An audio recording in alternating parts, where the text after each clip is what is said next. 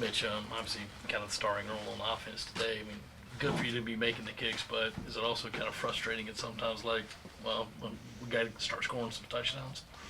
I mean, my job is to go out there and make field goals, and that's what I want to go out there and do. Obviously, I'm here to do everything I can to help the team. If that's kicking extra points after touchdowns or kicking field goals, I want to do everything I can to help this team.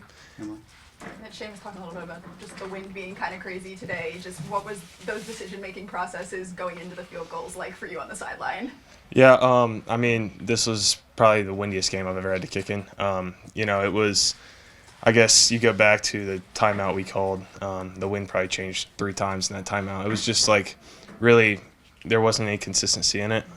So trying to go out there and figure out what you've got at a certain kick. I probably didn't have the same win on 2 same kicks today. Or kickoffs. Yeah, Mitch, I know you wouldn't make an excuse, but being able to kick into a situation like that, I know you're going back and forth in the game, but how much are you able to learn from that, and how much do you try not to overthink it and still be able to go back to your teachings and everything you're doing throughout the week? Yeah, kind of just I've got a basic standard kind of operation that I try to go through every single kick, whether that's on the sideline out to the field. Try to keep that the same, make or miss. That's my goal every single time, and trying to keep that the same. Mitch, you talked about the wind. Did that happen on the opening kick? Did the wind affect that one? Yeah, and in that end, we were kicking, I guess, all day. That wind was kind of coming from the stadium from that open end in there. So, yeah, I guess we were kicking into the wind on that one. On the one field goal where you guys were like maybe warming up, like you were going to fake it or something, everybody was lining up in a different spot.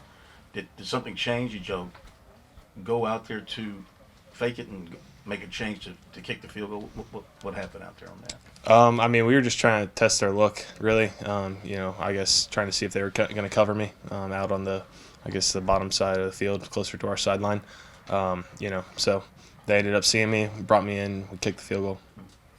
Alan, do you have a question? Yeah, Sam was talking about how it was a pretty angry locker room at halftime. Debo said enough was enough. Can you kind of take us through the vibes in the locker room at halftime?